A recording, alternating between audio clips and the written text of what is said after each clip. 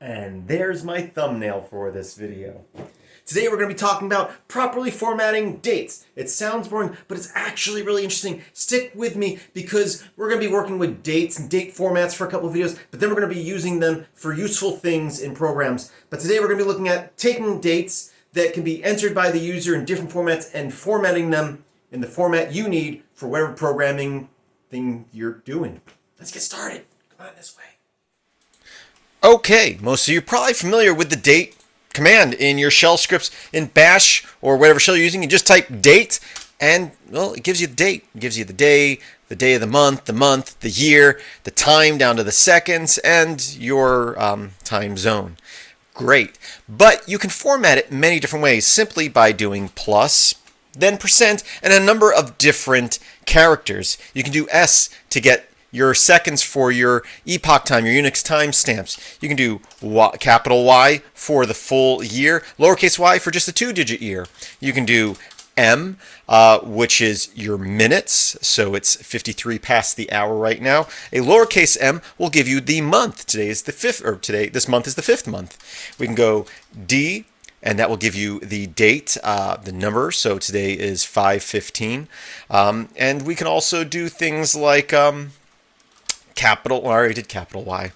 A would give you the day of the week in short format. Capital A will give you the full name of the week. And of course you can do C, which is the same as doing nothing at all. Another option would be dash capital I. So it's not plus and percent, it's just a very common standard date format, and it will give you the year, month, and day with dashes in between. Now, you can also format multiple of these together. So let's go ahead and just clear the screen. I'm going to say dash again plus percent, and let's say I want it to be the month. I can do capital or lowercase m, right? And then I can do /%, and I can do D for day. And then I can do /% Y for year, or capital Y for the full 4 digits. Now we can also do other characters. We don't have to do dashes or /. We can do dashes. But again, if we do this in this format, %m %d, that's basically the same as doing dash I. Okay, so we're getting lots of different formats here. You also can do, basically whatever characters you want. You have your percent and your character there, but I can do periods if for some reason I want to do dots in between. But you can also do full words. Now you can have space. You can have spaces if you use a backslash to indicate them. So I can do month, percent, and I can do M, something like that. And then I can do backslash space, and I can say day, and I can do like so, and I can do another backslash space, and I can say year, and I can say percent capital Y, and that will give me the word month, the month, day, year. Again, that's great. That's fine and dandy. Lots of different formats there. But what are some of our other options here? Well, we can get the date from the user or input them into our scripts ourselves. So if I say date-d, I can then give it a date. So I can say like May 10th, 1999, and it will give me the date for that. I can also put that same thing in another format. I can say 5/10/1999, and it's going to tell me the same information. I can also say something like 1999-05-10, and it's going to give me that same date. So you can see that I can write it many different ways. I can also, type something out. I can say Jan 30, 1930, or I can say January 30th, or I can do it with a capital J. It's very forgiving. I mean, you have to type something that makes sense, but the date command is very good at figuring out what date you're talking about. And if you leave out the year, you just give it a day and a month, it's going to assume you're talking about the current year. So there you go, 2021. And I can say 31, and if I do 32, that's going to give me invalid date because there is no January 32nd. Of course, if you just give it gibberish, it's going to tell you it's an invalid date. But you can see how there's different formats that you can do the date, but you can get the format you want out of that. So again, if I take any one of these examples I did, I can then just do plus percent, and I can do y slash percent month slash percent day. So there we go. I can format like that. Or if I want dashes, I can do dashes. Or if I just want the year, I can have a date inputted and grab the year. You can also grab the day of the week like we talked about earlier, which I think was that A? Yes. So I can, if I want to know what day of the week that date was, there's Thursday. I can do a capital A if I want the full name. So I can give it any date. I can give it any year. I can say 56. I can say 1656. That was a Sunday, January 30th. I can get that. So let's use this to our benefit. We can actually have the user get input. Now, lots of times I've said in the past, if you're going to let the user input something and it's something predictable, give them a list to choose from. For example, in most GUI interfaces, you'll have a calendar and you can have them type in the date, or you can have them pick it from the calendar. And that way you know they're picking an actual date. And I would suggest doing the same thing with your bash scripts in many cases. I've used FZF to make menus like that. The date command can help you generate dates that are actual dates. But let's say we want the user to be able to input a date, and then we can validate, is this a valid date? If so, continue. Well, I have a script that does just that right here in my folder. So what are we doing here? We're saying, well, this is a bash script. Then we're going to say read, and we're going to give a prompt. So we're going to ask a question, and whatever the user type is going to go into a variable called D. So we're going to say, what is the date of the event? Whatever event we're talking about, right? Now, I'm going to use the date command, -D. I'm going to input the variable of whatever they just typed. And then I'm going to format. I don't think I really need to have that I there. But I'm going to dump whatever the output is to null. But if it's an invalid date, it's going to say it's an invalid date. That's part of the date command. And then X out of the script. It's not going to continue. If they enter a valid date in one of the many formats that date will recognize, we're then going to go and get that formatted, and we're also going to get the day of the week. And then we're going to output to the user, you selected whatever date, and in the format that we've set it to, and we're going to tell what day of the week it is. So I'm going to go ahead and run that script. I'm going to say get date, and it says, what is the date of your event? So I can say 1/1/1901, and that was a valid date. So it says you selected, and you can see it's not the format I put it in. It's in the format that my code wants. And then it's going to say this was a Tuesday. And again, I can write that a different way. I can say Jan 1/1901. Same thing. I've typed it out in a different format. The code has converted it to whatever format me as the designer of the program wants it in, outputs that to the user, and tells you what day of the week it is. Now, again, if I was to give it gibberish, date's going to say this is an invalid command, and then we told it to exit out of our script. Do not continue. And that can also be true if you put in something that looks like a date but maybe isn't. Again, we can do... let's say I said 01-33-1901. That's an invalid date. That doesn't exist. So even though it might look like it's a date, if it's not a valid format, or you get like a month invalid, so if I was to say like 13-13-1901, it's going to tell me that's an invalid date because there's no 13th month. So our script knows to exit. You could also have it loop around and ask them again if that's what you want. So again, this is what my code looks like. Just a couple of lines. Probably could be even shorter, but we're getting the user input, checking if that's valid. If not, we're going to exit with a exit message of 1. Then we're going to get the date formatted however I want it. Again, I can go in here and I can change how this is formatted. I'm doing -I, which gives us the year month day, but I can use any of those examples we gave earlier, amongst others. But I can say plus percent month / percent D percent Y, capital Y.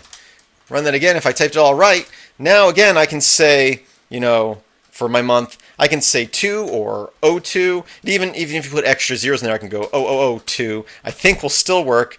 30, 1902, invalidate. So maybe I can't do that. Or, no, there's no 30th of February. That's my problem.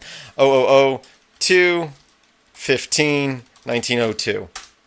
No, I guess that's an invalid date as well. So maybe I'm wrong about the leading zeros. You can have at least one leading zero. So I can say 15, 1902. Or I can say 2, 15, 1902. And of course, you can do days in the future. Of course, my sentence doesn't make sense here. Was the day of the week. But I can say, again, if you don't give it a year, I can say 10-10. And it's going to assume it's talking about this year. So my sentence doesn't make sense. Sunday and Sunday was the day of the week. It's going to be the day of the week at the time of recording this. But I can also say 0101 3000, and that will be a Wednesday. So I hope you found this useful. Again, we're going to be doing more stuff with dates in the coming videos, and we're going to use that in some code practically in just 2 or 3 videos. But I hope that you're enjoying this. I hope you learned something new. Again, check out the man page for date. So just man date and man date. And if you scroll down here, it shows you a lot of options that I didn't even go over on formats. So you can do things like, day of the year. That's %J. There is one where you can get the day of the week in a numeric value from 0 through 6. That's handy if you ever want to write a code. Is it before or after Wednesday? You can say if it's this number or higher, do this, or this number and lower, do this. You can do nanoseconds. So there's a lot of options in here that I didn't go over. Look through that and find what works out for your project. I do want to thank you again for watching. Visit filmsbychris.com. That's Chris with the K. There's a link in the description. I'll probably post this example code on Pastebin and put a link to it. So I do thank you for watching. And as always, I hope that you have a great day.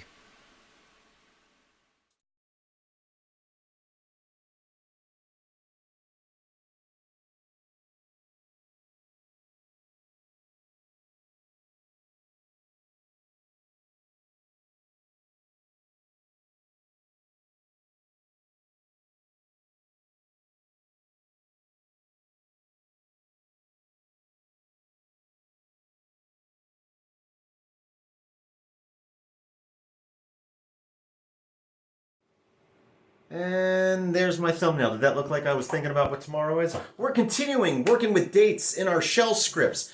Last video we looked at the date command and how you can give it a date and format that date in many different ways and validate the date, make sure that what users enter is a valid date, and then you can format however you need for your code. Today, it's going to be a little bit shorter video, I hope. It's going to be looking at how to figure out, take a date, and figure out what the next day is, or the next day, or the next day, or the day before, or 100 days, or 500 days, or 1,000 days after that, and just figure that stuff out. It will be useful in a following video. So enjoy this video. I hope you learned something. Let's get started. Okay, here we go. So again, type date, gives you a date. We talked about in the last video, we can do -D and give it a date, such as Jan 1, 1999. And it will give us the output of that date. And of course, we can tell it how we want it to be formatted. So we can do -I as an example for year, month, day. But we can also take this and give it a day and say plus 1 day. Or is it just 1D? 1 day. I think you can also just put 1D. No, just 1 day. Okay. I should know, I'm the one doing the tutorial about it. So you can see that it's continued. That's 1 day. We can say what's 10 days later. We can say what's 100 days later. We can also go the other way. What was 100 days before that? Doing minus. And of course we can also do something like plus %. Is it A for day of the week? Yeah. So again, we can say, okay, January 1st, January 2nd is a Friday, right? Or sorry, January 1st is a Friday. If we say plus 1 day, well, we know that's a Saturday. And of course, we are also giving it a day. We can also just say -D and not give it a date, and it's going to assume today, but we're going to say plus 1 day, so tomorrow is Sunday. 10 days from now is a Tuesday. 35 days from now is a Saturday, or again, we can see the entire date. So this can be very useful. So let's quickly look at a quick little script I've written here. What are we doing in this script? Okay, first thing we're going to do is we're going to print a message to the screen. So read, print this message, enter start date. Whatever the user inputs, we're going to set that as D. Unlike our last video, I didn't set any check to make sure they enter a valid date, which you should in actual code. Just left it out of this, but that's definitely something you can implement and should if this is code you're going to give to somebody else. But what we are going to do is we are going to read what they input. We're then going to take what they input and we're going to format that in the format we want. In this case, year, month, day, with dashes in between them. And we're going to replace whatever they typed with the same date but formatted how we wanted. We're going to do the same thing for an end date. We're going to ask them for an end date. Going to put it in a variable called end. We're then going to replace that variable with that same date formatted in the format we want. Now, we are going to loop through this as long as those two dates don't match. But what we're going to do every time we loop, we're going to echo out the date. So if I put in January 1st, 1999, it's going to echo out January 1st, 1999 in the format I specify. Then we're going to replace that date with 1 day later, formatted the same way. We're going to loop, going to check, is that the same? So now I can put in a start date and an end date, and as long as I input proper dates and the end date is after the start date, it will loop through a number of days. So to run this, I'm just going to / my code. I'm going to enter a date. Again, I can type this in many different formats. I'll just say Jan 1, 1999, and it's going to format how I want, in the format we want. And the second time I can say 12/31, 1999. And it doesn't matter that I type them in different ways, as long as they're valid dates, it's going to format them properly and loop through them. So now we're looping through every day that year, and each one of these is a valid date. Unlike me trying to do this manually and say, okay, here's a year, here's a month, do 30 days, but if it's this month, do that. Date takes care of all of that for us. Let's go ahead and clear the screen, run that code again. Let me say 1/1/1900, and I can say 12/31, 1999, and it's going to loop through all those dates, which, as you will see in in the next couple of videos, this is going to come in very handy with a program we're going to write where we're checking stuff online and we need to pass valid dates to a web server in consecutive order. So I do thank you for watching this video. I hope you learned something. Maybe you'll see where we're going with this. Probably not, because there's lots of uses for this, so you probably don't see the exact one I'm thinking of. But hopefully you enjoyed this. If you did, like, share, subscribe. Check out my Patreon page. All that stuff's links in the description, as well as links to this example code. I thank you for watching, and as always, I hope that you have a super great, fantastic, fabulous day with dates. Uh-huh.